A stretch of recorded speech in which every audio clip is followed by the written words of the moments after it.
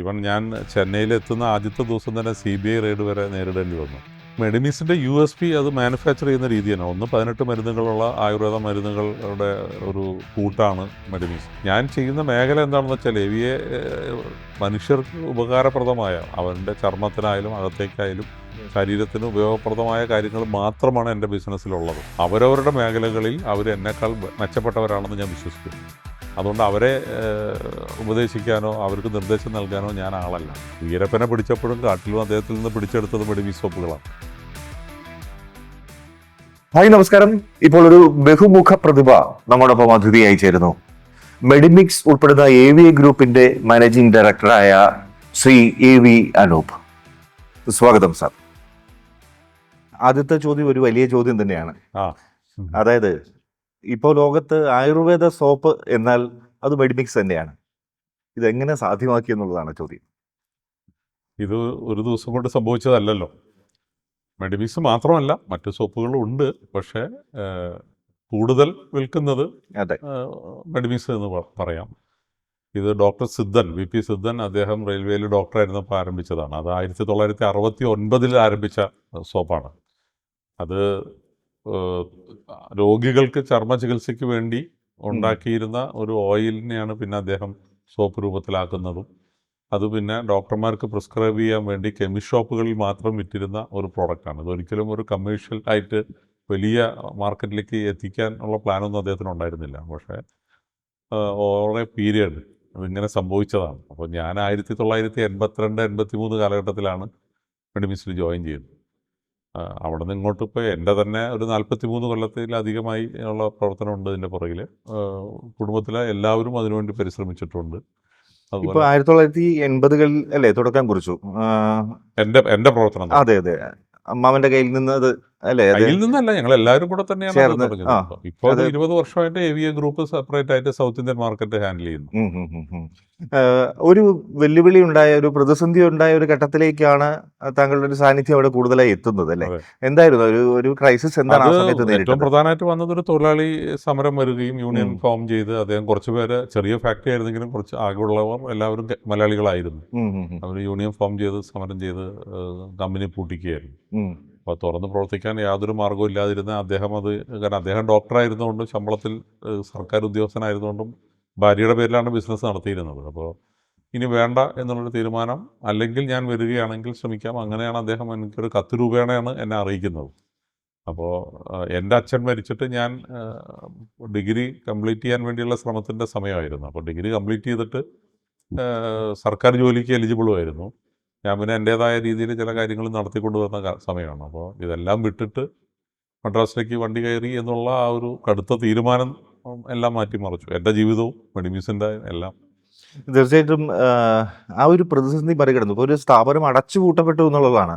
അത് വീണ്ടും തുറക്കുക, അതിൻ്റെ നിയമപരമായ പ്രശ്നങ്ങൾ അല്ലെങ്കിൽ തൊഴിലാളി പ്രശ്നങ്ങൾ പരിഹരിക്കുക, അത് മുന്നോട്ട് വീണ്ടും പൂർവാധികം ശക്തിയോടെ കൊണ്ടുവരിക, അതിന് ഇപ്പോൾ സാർ അടുത്തൊരു ഇനിഷ്യേറ്റീവ് എന്തായിരുന്നു?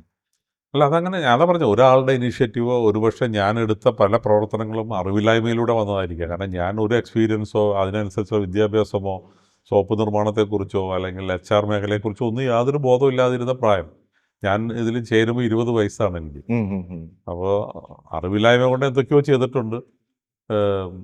പിന്നെ ഒന്നിനും പേടിക്കേണ്ട ആവശ്യമില്ലല്ലോ. അപ്പോൾ ഞാൻ ചോദിച്ചത് ഈ നിയമ പ്രശ്നങ്ങളോ അല്ലെങ്കിൽ തൊഴിലാളി പ്രശ്നങ്ങളോ ഒക്കെ മറികടക്കാൻ ഒരുപാട് പ്രയാസം. അതാ ഞാൻ പറഞ്ഞത്, എല്ലാം മറികടന്ന് പോയി. അപ്പോൾ നമ്മൾ കൂടുതൽ ആലോചിക്കുകയും കൂടുതൽ അറിവുണ്ടെങ്കിൽ ചിലപ്പോൾ ആ പരിശ്രമത്തിലേക്ക് ഞാൻ കടക്കില്ല. ഈവൻ ഞാൻ ചെന്നൈയിലെത്തുന്ന ആദ്യത്തെ ദിവസം തന്നെ CBI റെയ്ഡ് വരെ നേരിടേണ്ടി വന്നു. അപ്പോൾ മമ്മൂട്ടിയുടെ സിനിമയിൽ പറയുന്ന മാതിരി സെൻട്രൽ ബാങ്ക് ഓഫ് ഇന്ത്യ എന്നുള്ള അറിവ് എനിക്കുള്ളൂ, അല്ലാതെ CBIനെ കുറിച്ച് കൂടുതൽ അറിവൊന്നും എനിക്കില്ല. അതുകൊണ്ടായിരിക്കാം അതും നേരിടാൻ സാധിച്ചത്. അതെല്ലാം, ആ കടമ്പകളെല്ലാം അങ്ങനെ കടന്നു വന്നു എന്ന് എനിക്ക് പറയാൻ പറ്റുള്ളൂ, അല്ലാതെ അതിനു വേണ്ടിയിട്ട് എന്തെങ്കിലും കാര്യമായ പ്ലാനിങ്ങുകളോ. പക്ഷേ ഡോക്ടർ സിദ്ധൻ്റെ സുഹൃത്തുക്കളും കുടുംബാംഗങ്ങളും നിരവധി ആളുകൾ സഹായിച്ചിട്ടുണ്ട്, അത് പറയാതിരിക്കാൻ പറ്റില്ല. പിന്നെ ഉണ്ടായിരുന്ന നമ്മളോടൊപ്പം നിന്നിരുന്ന ജോലിക്കാരും അവരെല്ലാം വർഷങ്ങളായിട്ട് നമ്മളോട് നൽകിയ ആ സ്നേഹവും എല്ലാം മറക്കാൻ പറ്റില്ല. എന്തായാലും വലിയൊരു പ്രതിസന്ധി ഇന്ന് തുടങ്ങിയതുകൊണ്ട് പിന്നീടുണ്ടായ ചെറിയ ചെറിയ പ്രതിസന്ധികളൊക്കെ എളുപ്പത്തിൽ തരണം ചെയ്യാൻ കഴിഞ്ഞു. ചെറുതൊന്നല്ല, വീണ്ടും വരുന്നത് അതിനേക്കാളും വലിയ വലുതാണ്. പ്രതിസന്ധിയാണ്. അതിപ്പോ ബിസിനസ് മേഖലയിലുള്ളപ്പോൾ നമുക്കറിയാലോ, ബിസിനസ് വളരുന്നതിനനുസരിച്ച് അതുപോലത്തെ പ്രതിസന്ധികൾ ഉണ്ടാകും എന്തായാലും. പക്ഷേ ഇപ്പോൾ നമുക്കൊരു കോൺഫിഡൻസ് ഉണ്ട് എന്ന് വന്നാലും നമുക്ക് അന്നൊക്കെ നമുക്ക് എന്താ വെച്ചാൽ ഈ അറിവ് കുറവാണ്. പിന്നെ ലീഗലായിട്ട് ഉള്ള കാര്യങ്ങളെക്കുറിച്ച് നമുക്ക് കാര്യമായിട്ട് അറിവില്ല. ഇന്ത്യൻ നിയമത്തിൽ വരുന്ന മാറ്റങ്ങൾ നമ്മൾ അറിയാതെ പോകുന്നു. ഇന്നിപ്പോൾ അതിനൊക്കെ നമുക്ക് ടീമുണ്ട്, അതാത് ഡിപ്പാർട്ട്മെൻറ്റ് ഹെഡ്സ് അത് നോക്കിക്കോളും. എന്ത് പ്രശ്നങ്ങൾ വന്നാലും അവർ മുൻകൂട്ടി അറിയും. അതുകൊണ്ട് നമുക്കൊരു കോൺഫിഡൻസ് കൂടുതലുണ്ട്. ഓക്കെ. നമുക്കറിയാം ഇപ്പം ആയുർവേദത്തിൻ്റെ ഒരു പ്രചാരം കേരളത്തിൽ തന്നെ അതിനെക്കുറിച്ച് ഇപ്പോഴും കുറേയേറെ പേർ ബോധവതികളാണ് അല്ലേ? തീർച്ചയായും. അപ്പോഴാണ് ഇത്തരത്തിലൊരു ആയുർവേദ പ്രൊഡക്റ്റ്, ഒരു സോപ്പ് എന്നുള്ളൊരു കൺസെപ്റ്റ് വരുന്നത്. അത് ഞാൻ മനസ്സിലാക്കുന്ന വിദേശ രാജ്യങ്ങളിലേക്ക് ഉൾപ്പെടെ കയറ്റുമതി ചെയ്യപ്പെടുന്നു വലിയ തോതിൽ. ഞാനൊരു പരസ്യം കണ്ടത് എനിക്ക് വളരെ ഇഷ്ടപ്പെട്ടു. കുറച്ച് ഫോറിനേഴ്സ് ഒരു പെട്ടിയുടെ ബാഗിൽ കുറേ വർഷങ്ങൾക്ക് മുമ്പ് മെഡിമിക്സിൻ്റെ ഒരു പരസ്യമാണ്. നിറയെ മെഡിമിക്സ് സോപ്പ് വാങ്ങി കൊണ്ടുപോകുന്നതായിട്ടുള്ള ഒരു പരസ്യം.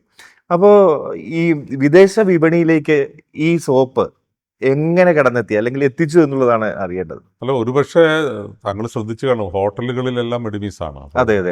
ഇവൻ പല ആർട്ടിക്കിളുകളും വന്ന ഇന്ത്യയിലേക്ക് വരുന്ന ടൂറിസ്റ്റുകൾ ഇന്ത്യയിൽ വന്ന് മടങ്ങിപ്പോകുമ്പോൾ ഇവിടെ നിന്ന്, ഈ നാട്ടിൽ നിന്ന് അവരെന്താണ് കൊണ്ടുപോകുന്നത് എന്നുള്ളൊരു ചോദ്യത്തിന് എവിടെ വായിച്ചതായിട്ട് ഓർക്കുന്നു. മെഡിമിക്സിൻ്റെ മണവും അവർ കൊണ്ടുപോകാറുണ്ടെന്നുള്ളൂ. കാരണം അത്രയധികം, ഒരുപക്ഷെ ഇന്ത്യയിൽ ഏറ്റവും കൂടുതൽ ഹോട്ടലുകളിൽ അവൈലബിൾ ആയിട്ടുള്ളത് മെഡിമിക്സ് ആണ്.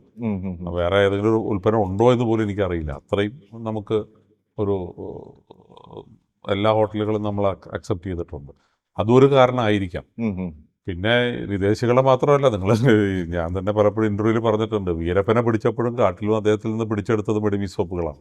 അപ്പോൾ ഇത് എവിടെ വേണമെങ്കിലും എത്താം, വിദേശത്തും എത്താം, കാട്ടിലും എത്താം. രാഷ്ട്രപതി ഭവനിലും ഒരു കാലത്ത് മെഡിമിക്സ് ആയിരുന്നു ഒഫീഷ്യലായിട്ട് സോപ്പ് ഉണ്ടായിരുന്നു. അപ്പോൾ അത് ഉൽപ്പന്നത്തിൻ്റെ മേന്മയാകാം, അല്ലെങ്കിൽ നമ്മുടെ ടീമിൻ്റെ പരിശ്രമമാകാം, പല കാരണങ്ങളുണ്ട്. പക്ഷെ ഇപ്പോൾ കാലം മാറി വന്നപ്പോൾ ഇപ്പം ഞാൻ ചിന്തിക്കുന്നത്, മുൻപൊക്കെ നമ്മൾ വിദേശത്തേക്ക് കയറ്റുമതി ചെയ്യുക എന്ന് പറഞ്ഞാൽ മെഡിമിക്സ് ഇപ്പോൾ മലയാളികളോ തമിഴ് ആളുകളോ ഉള്ള രാജ്യങ്ങളിലേക്കാണ് നമ്മൾ കൂടുതൽ ശ്രദ്ധിക്കാറ്.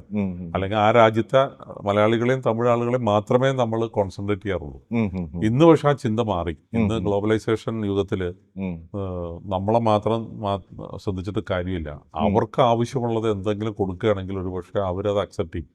നമ്മുടെ ബ്രാൻഡ് വളരാൻ അത് സഹായിക്കും. അപ്പോൾ അത് ഞാൻ ഈവൻ സിനിമാ ലോകത്തും അത് തന്നെ പറയാറുള്ളൂ. ഇന്ന് മലയാള സിനിമ നിലനിൽക്കുന്നത് തന്നെ വിദേശ മാർക്കറ്റിൽ നിന്നുള്ള വരുമാനമാണ്. അത് മലയാളികളല്ലാത്തവരും സിനിമ കാണുന്നതുകൊണ്ടാണ്. അപ്പോൾ അതുപോലൊരു മാറ്റം വന്നതുകൊണ്ട് ഇപ്പോൾ നമ്മളൊരു പ്രോഡക്റ്റ് ലോഞ്ച് ചെയ്യുമ്പോൾ നമ്മൾ അങ്ങനെ മലയാളി തമിഴെന്ന് നോക്കാതെ അവർക്ക് വേണ്ടിയിട്ടുള്ള ഉൽപ്പന്നങ്ങൾ, അവരുടെ ആവശ്യങ്ങൾ മനസ്സിലാക്കിയിട്ട് ലോഞ്ച് ചെയ്യുക എന്നുള്ള ഒരു സ്ട്രാറ്റജിയാണ് ഇപ്പോൾ നമ്മൾ ചെയ്യുന്നത്. ഞാൻ മനസ്സിലാക്കുന്നത് മെഡിമിക്സ് ഇപ്പോൾ കാര്യമായി വലിയ പരസ്യങ്ങളൊന്നും ചെയ്യുന്നില്ല എന്നുള്ളതാണ്. ടെലിവിഷനിലായാലും പ്രിന്റിലായാലും, അല്ലെങ്കിൽ ഇത് എനിക്ക് ഇനി ഒരു പരസ്യത്തിന്റെ ആവശ്യമില്ല എന്നുള്ള ഘട്ടത്തിലേക്ക് എത്തിയോ? ഇതൊരു ട്രാൻസിഷൻ പീരിയഡാണ്. നമ്മൾ ഇപ്പം ഇന്ന് തന്നെ ഞാനൊരു കുട്ടികളുടെ ക്യാമ്പ് പങ്കെടുത്ത് വരികയാണ്. പല ഭാഗങ്ങളിൽ നിന്ന്, കേരളത്തിന്റെ ഭാഗങ്ങളിൽ നിന്ന് വന്ന കുട്ടികളുടെ ക്യാമ്പാണ്. അപ്പോൾ ഞാൻ അവരോട് പത്രം വായിക്കുന്നവരൊന്ന് കൈപൊക്കാൻ പറഞ്ഞപ്പോൾ ആകെ ഒരു കുട്ടിയാണ് കൈപൊക്കിയത്. അത് ഇന്നത്തെ വാർത്ത എന്താണെന്ന് ചോദിച്ചപ്പോൾ ഇന്നൊന്നും ഞാൻ വായിച്ചിട്ടില്ല എന്നും പറഞ്ഞു. ചാനലുകളിൽ ന്യൂസ് കാണുന്ന ആരെങ്കിലും ഉണ്ടോ എന്ന് ചോദിച്ചപ്പോൾ അതും ഇല്ല. അപ്പോൾ അവർ പലരും എന്നാൽ ഇപ്പോൾ നടക്കുന്ന യുദ്ധത്തെക്കുറിച്ച് ചോദിച്ചപ്പോൾ ചിലർ അതിനെപ്പറ്റി പറഞ്ഞു. അത് എങ്ങനെ അറിഞ്ഞു എന്ന് ചോദിച്ചപ്പോൾ അത് ഞാൻ ഡിജിറ്റലായിട്ട് അറിഞ്ഞതാണ്. അപ്പോൾ ആ ഒരു മാറ്റം ഉണ്ടല്ലോ. അപ്പോൾ അത് പരസ്യത്തിലും ബാധകമാണ്. നമ്മൾ പത്രത്തിലോ മാസികയിലോ ടി വിയിലോ ഒക്കെ ചെയ്യുന്നതിനേക്കാൾ കൂടുതൽ ഇന്ന് ചെയ്യുന്നത്. കാരണം ജനറൽ ട്രേഡിൽ നിന്ന് മോഡേൺ ട്രേഡിലേക്കും അവിടുന്ന് ഇ കോമേഴ്സിലേക്കും ക്വിക്ക് കോമേഴ്സിലേക്കുള്ളൊരു മാറ്റം നടന്നുകൊണ്ടിരിക്കുകയാണ്. അപ്പോൾ ഇനിയും നമ്മൾ ശ്രദ്ധിക്കേണ്ടത് ഈ മാറി വരുന്ന സാഹചര്യമാണ്. അപ്പോൾ ഒരു 5 വർഷമൊക്കെ കഴിഞ്ഞാൽ ഇ കോമേഴ്സ് ആയിരിക്കും ഏറ്റവും വലിയ മാർക്കറ്റ്. തീർച്ചയായും. അപ്പോൾ നമ്മൾ കൂടുതൽ കോൺസെൻട്രേറ്റ് ചെയ്യുന്ന ആ മേഖലയിലാണ്. അപ്പം പരസ്യത്തിന് വേണ്ടി പണം ചെലവഴിക്കുന്നത് ആ മേഖലയിലാണ്.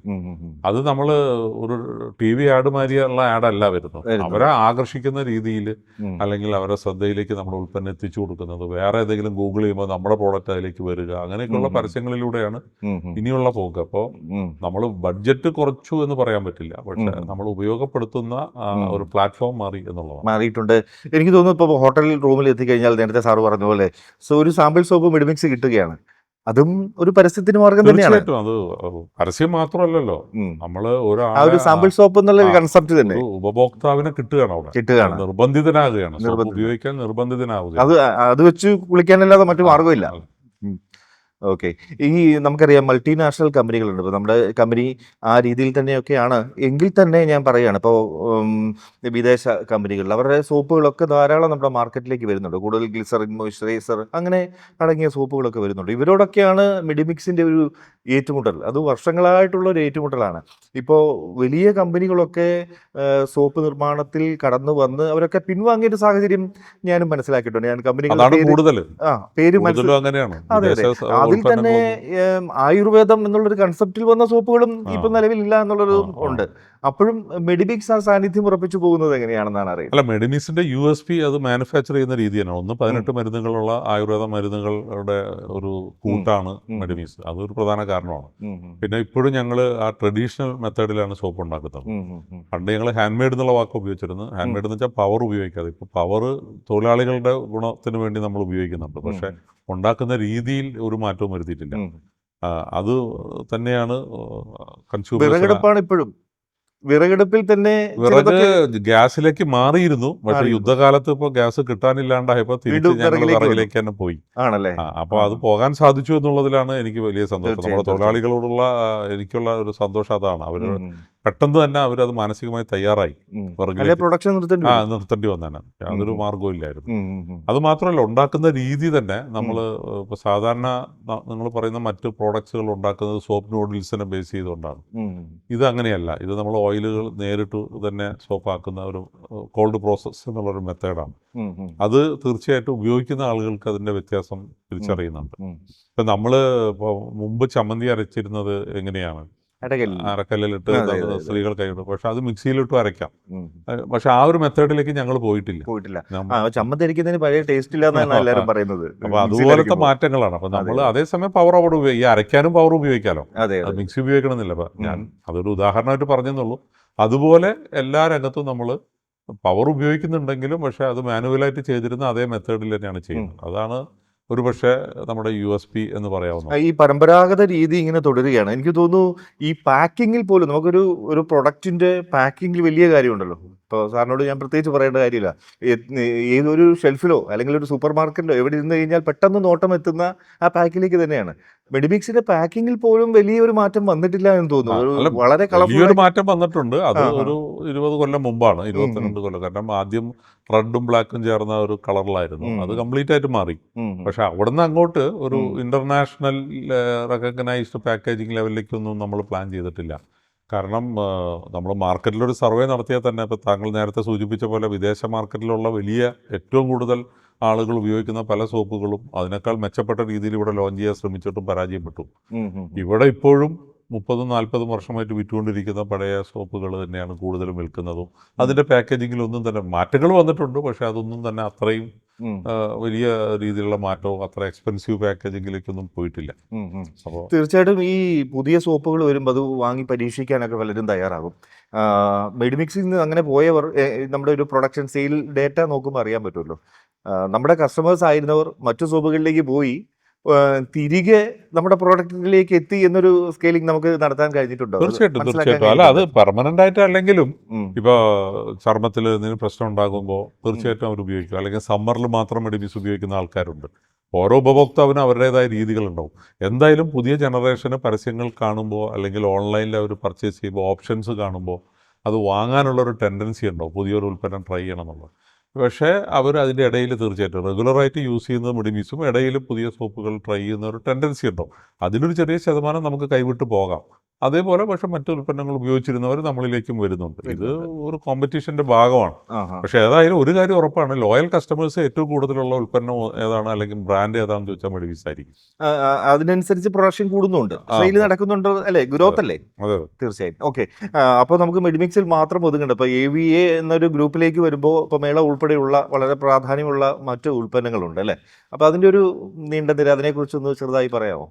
അല്ല, മേളവും ഞങ്ങൾ അക്വയർ ചെയ്തൊരു ബ്രാൻഡാണ്. അതെ അതെ അതെ. ഞങ്ങൾ ആയിട്ട് തുടങ്ങിയതല്ല. 11 വർഷമായി ഞാൻ അക്വയർ ചെയ്തിട്ട്. അപ്പോൾ അതും മലയാളികളുടെ മനസ്സിൽ ഒരു സ്ഥിരപ്രതിഷ്ഠ നേടിയ ഒരു ബ്രാൻഡ് തന്നെയാണ്. ഞാൻ ചെയ്യുന്ന മേഖല എന്താണെന്ന് വെച്ചാൽ എവിയെ മനുഷ്യർക്ക് ഉപകാരപ്രദമായ, അവൻ്റെ ചർമ്മത്തിനായാലും അകത്തേക്കായാലും ശരീരത്തിന് ഉപയോഗപ്രദമായ കാര്യങ്ങൾ മാത്രമാണ് എൻ്റെ ബിസിനസ്സിലുള്ളത്. അതിപ്പോൾ മെഡിമീസിൻ്റെ ബ്രാൻഡിൽ ആയുർവേദ കോസ്മെറ്റിക് പ്രോഡക്ട്സ് ആണ്, എല്ലാം ചർമ്മത്തിനനുസരിച്ചുള്ളതാണ്, അല്ലെങ്കിൽ ഹെയറിനുള്ളതാണ്, അല്ലെങ്കിൽ ഹാൻഡ് വാഷാണ്, അങ്ങനെയുള്ള കാര്യങ്ങളാണ്. മേളം അകത്തേക്കുള്ള ഭക്ഷണ സാധനങ്ങളാണ്. അതും ഏറ്റവും നല്ല രീതിയിൽ മനുഷ്യന് ഉപകാരപ്രദമായിട്ടുള്ള രീതിയിൽ നൽകുന്നു എന്നുള്ളതാണ്. പിന്നീടുള്ളത് ആയുർവേദമാണ്. സഞ്ജീവൻ എന്നുള്ള പേരിൽ ആയുർവേദ ഹോസ്പിറ്റലിൽ കാര്യങ്ങൾ, അതും മനുഷ്യൻ്റെ ആരോഗ്യ പരിപാലനത്തിന് വേണ്ടിയിട്ടുള്ളതാണ്. അപ്പോൾ ആ ഒരു മേഖലയിലാണ് ഞങ്ങളുടെ പ്രധാന ബിസിനസ്. പിന്നെ നാലാമതൊരു വെർട്ടിക്കലുള്ളത് എൻ്റെ പാഷനാണ്, സിനിമയാണ്. അത് ഇതുമായിട്ട് നമ്മൾ കൂട്ടിക്കുഴയ്ക്കേണ്ട ആവശ്യമില്ല. അത് എൻ്റെ വ്യക്തിപരമായ താല്പര്യത്തിൻ്റെ അനുസരിച്ച് പോകുന്നൊരു ഏരിയ. എന്തായാലും എല്ലാത്തിനും പിന്നിൽ വലിയൊരു കഠിനാധ്വാനം ഉണ്ടല്ലോ. നമ്മൾ പറയാറുണ്ട് എപ്പോഴും ഒരു ഹാർഡ് വർക്ക്, ഒരു ഇപ്പോൾ വിജയിച്ച ഒരു വ്യവസായി അല്ലെങ്കിൽ ഏതെങ്കിലും കലാപരമായോ ഒക്കെ അച്ചീവ് ചെയ്ത ആളോടൊക്കെ നമ്മൾ ചോദിക്കുമ്പോൾ പറയുന്നതാണ് കഠിനാധ്വാനം. കഠിനാധ്വാനം എല്ലാത്തിനും വേണം. അതിനപ്പുറത്ത് അതിന് മുതൽക്കൂട്ടാകേണ്ട മറ്റെന്തൊക്കെ കാര്യങ്ങളാണ് വേണ്ടത്? അത് പ്രത്യേകിച്ചത് എല്ലാം ഒരു കൂട്ടായ്മയാണ്. അത് സോപ്പായാലും മേളമായാലും ആയുർവേദമാണെങ്കിലും. ഇപ്പോൾ ആയുർവേദ മേഖലയിൽ അത് നന്നായി പ്രവർത്തിക്കണമെങ്കിൽ നല്ല പഠിപ്പുള്ള ഡെഡിക്കേറ്റഡ് ആയിട്ടുള്ള ഹാർഡ് വർക്ക് ചെയ്യുന്ന ഡോക്ടർമാർ വേണം. അതിനേക്കാളേറെ ബുദ്ധിമുട്ടാണ് അതിൻ്റെ തെറാപ്പിസ്റ്റുകൾക്ക്. ഡോക്ടർമാരെക്കാളും കൂടുതൽ നമുക്ക് ആവശ്യം നല്ല തെറാപ്പിസ്റ്റുകളാണ്. അപ്പം അങ്ങനെ ഒരു ടീം ഉണ്ടായി വരിക എന്നുണ്ടെങ്കിൽ മാത്രമേ അതുപോലൊരു സ്ഥാപനം നടത്താൻ പറ്റുള്ളൂ. അതിൽ എൻ്റെ ഹാർഡ് വർക്ക് അല്ല അവിടെ വേണ്ടത്.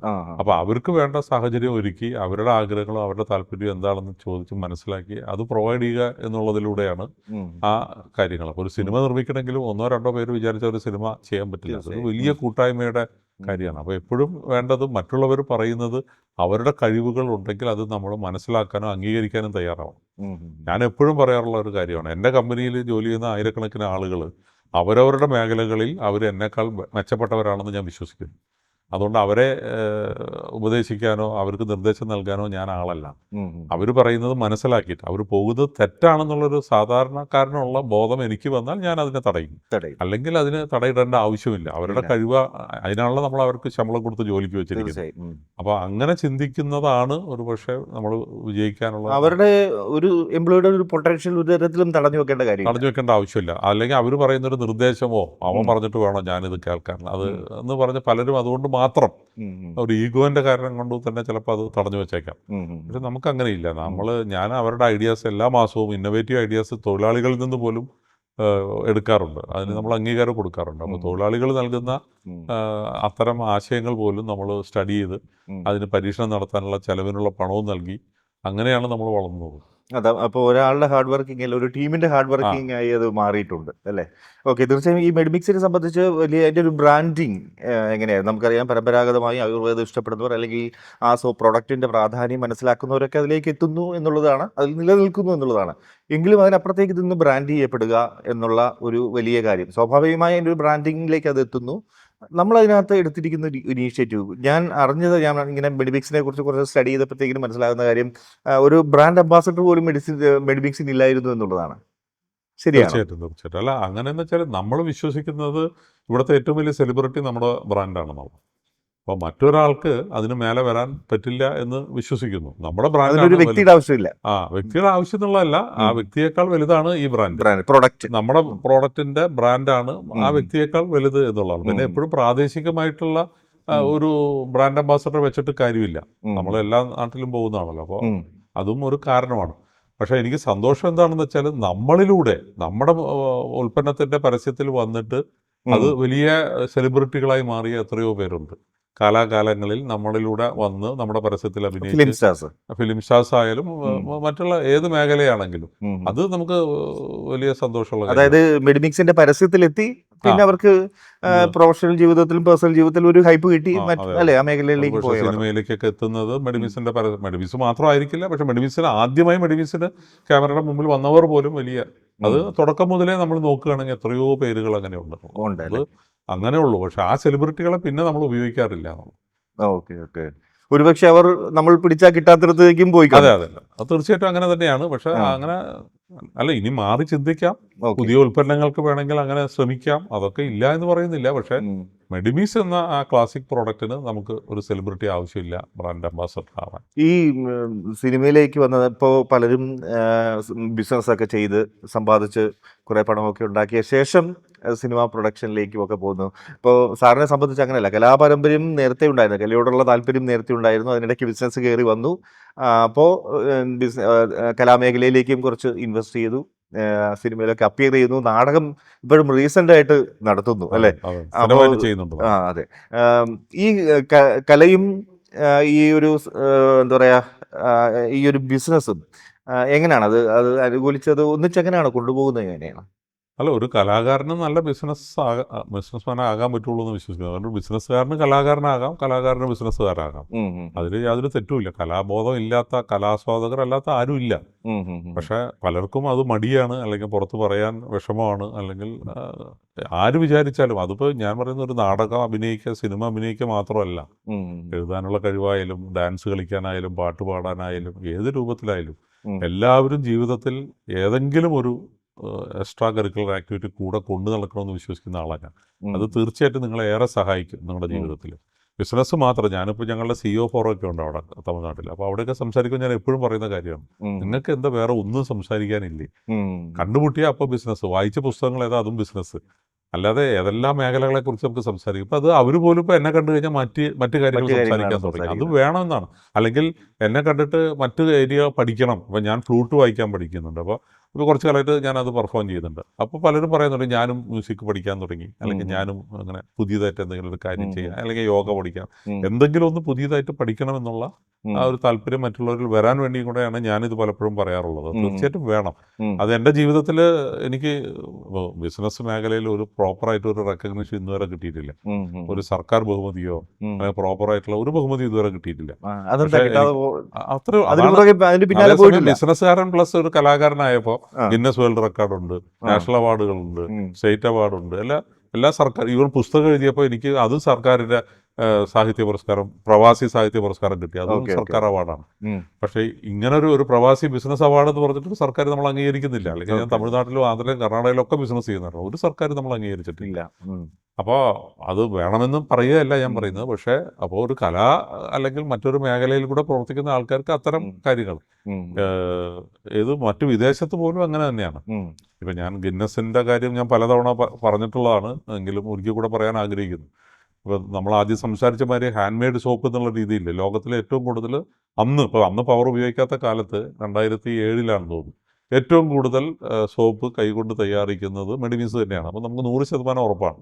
അല്ലെങ്കിൽ ഒരു വ്യക്തിക്ക് കൈകൊണ്ടൊരു സോപ്പ് ഒരു ദിവസം എത്ര ഉണ്ടാക്കാം, എത്ര പാക്ക് ചെയ്യാം, ഏത് കാറ്റഗറി എടുത്താലും ലോകത്തിൽ 1ാം സ്ഥാനം മെഡിമീസാണ്. അപ്പോൾ നമ്മൾ ഒരു ഗിന്നസ് ഉറപ്പിച്ചു. ഒരു വലിയ ആഗ്രഹമായിരുന്നു ഒരു ഗിന്നസ് വേൾഡ് റെക്കോർഡ് ഉണ്ടാക്കാം. അങ്ങനെ അവരെ സമീപിച്ചപ്പോൾ അവർ അതിൻ്റെ ഫീസ് കെട്ടാൻ പറഞ്ഞു. അവർ അത് എല്ലാം നോക്കിയിട്ട് പറഞ്ഞു എല്ലാം ശരിയാണ്, നിങ്ങൾ തന്നെയാണ് ലോകത്തുള്ളത്. പക്ഷെ ഒരു പ്രശ്നമുണ്ട്, ഏതൊരു ലോക റെക്കോർഡും മറ്റുള്ളവർക്ക് ഭേദിക്കാൻ സാധിക്കണം. അത് സാധിക്കണം. നാളെ വേറൊരാൾക്ക് അത് ഭേദിക്കാൻ സാധിച്ചാലേ അത് റെക്കോർഡാവുള്ളൂ. നിങ്ങൾക്ക് മാത്രം അവകാശപ്പെട്ടത് ഒരിക്കലും റെക്കോർഡല്ല. അപ്പോൾ മെഡിമീസിനെ സംബന്ധിച്ചിടത്തോളം നിങ്ങൾ 50 വർഷത്തെ നിങ്ങളുടെ എക്സ്പീരിയൻസ് കൊണ്ട് ഉണ്ടാക്കിയെടുത്ത സ്പീഡും കാര്യങ്ങളുമാണ്. അതൊരു പുതിയ കമ്പനിക്ക് വന്നിട്ട് ഇനി മാറ്റാൻ പറ്റില്ല. അതിന് ഇനി 50 വർഷം കൂടി എടുക്കും. അപ്പോഴേക്കും നിങ്ങൾക്ക് 100 വർഷത്തെ എക്സ്പീരിയൻസ് ആവും. അതുകൊണ്ട് നിങ്ങൾ എലിജിബിൾ അല്ല എന്നാണ് നമ്മൾ അറിയിച്ചത്. അപ്പോൾ അവിടെയും ഒരു ബിസിനസ്സുകാരൻ പരാജയപ്പെട്ടു. അപ്പോൾ എനിക്ക് വാശിയായി. അങ്ങനെയാണെങ്കിൽ ഞാൻ കലയിലൂടെ ഗിന്നസ് നേടിയിരിക്കും. 1 മാസത്തിനകത്ത് എനിക്ക് ഗിന്നസ് കിട്ടി. ഇവിടെ 50 കൊല്ലം കൊണ്ട് എടുത്ത എഫേർട്ട് 1 മാസം കൊണ്ട് സിനിമ നിർമ്മിച്ചുകൊണ്ട് 51 മണിക്കൂർ കൊണ്ട് കഥ എഴുതി, സിനിമ ഷൂട്ട് ചെയ്ത്, സെൻസർ ചെയ്ത്, പരസ്യം ചെയ്ത്, തിയേറ്ററിൽ റിലീസ് ചെയ്തു 51 മണിക്കൂർ. അത് ഒരു കലാകാരനെ സാധിക്കുള്ളൂ. അതെ അതെ അതെ. നമ്മള് ഇപ്പം ഒരു വിധത്തിൽ അല്ലെങ്കിൽ നമ്മള് മറ്റൊരു വിധത്തിൽ അല്ലേ നമ്മളൊരു ചലഞ്ച് ഏറ്റെടുക്കാൻ തയ്യാറാണ്. അല്ല, ഞാൻ പറയുന്നത് ഇത് ഞാനിതൊരു ഉദാഹരണമായിട്ട് പറഞ്ഞതേ ഉള്ളൂ. പക്ഷെ തീർച്ചയായിട്ടും അതുകൊണ്ട് മറ്റൊരു ബിസിനസ് തീർച്ചയായിട്ടും ഇമ്പോർട്ടൻ്റ് തന്നെയാണ്. നമ്മൾ അറിയപ്പെടുന്നത്, നമ്മൾ നിലനിൽക്കുന്നത് എല്ലാം ബിസിനസ്സിലൂടെയാണ്. പക്ഷെ ഒരു കല കൂടെ ഉള്ളെങ്കിൽ അതിൻ്റെ ഒരു സന്തോഷവും ഒരു സുഖവും വേറെ.